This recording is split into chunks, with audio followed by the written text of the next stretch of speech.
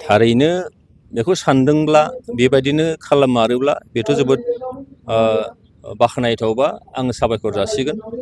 नाथाय राजखान्थिहा बयहाबो मोनफा मोनफा गावहानो थांखि आरो नोजोरफोर थायो। दा बेयाव जोंनि उद्देश्यआ जुदि सार्भ जायाबा नोङो एलायन्सनि मुङाव एलायन्सल' जुदि जायोब्ला बियो बे गनायथाव जाया। बेनिखायनो जोंहा मोनसे टारगेट दङ जे नैबे टारगेटआ जायोबा जोङो लोगोसेयैनो थानो हायो। आरो जोङो बे नङा जे UPPL दोलोआ जोङो बेबायदि जोंनाव मोननै राजखान्थि हान्जा दं आथिखालाव BPF आरो UPPL। बिनि गोरोबनानै खामानि मावनायनि जोङो मालाबाबो हेंथा नङा।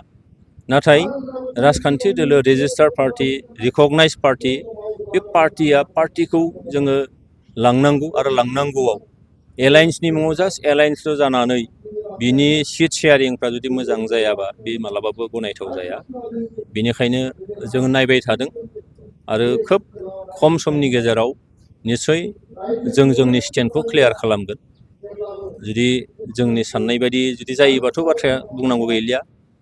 जायाबा खिन्थु जोंहाबो मोनसे स्टेन्ड थायो। बे स्टेन्डखौ जोङो हयथ' खोब खम समनि गेजेरावनो क्लियार खालामगोन। टिकेटनि बेलायाव माबायदि सिन्था खालामनाय दं? केन्डिडेटनि बेलायाव अलरेडि जोंना आफादगिरि बिथाङा बुंखाबायानो जे नैबे एलायन्सफ्रा जुदि गनायथाव जायोबाथ' जाबायसै, जायाबा जोंहाबो मोनसे टारगेट दङ। आरो एइबाराव जोङो काउन्सिलर नङा, काउन्सिलनि बायजोआवबो जोङो टिकेट होनायनि खोथा, केन्डिडेट फसंनायनि खोथा जोङो सिन्था खालामदों।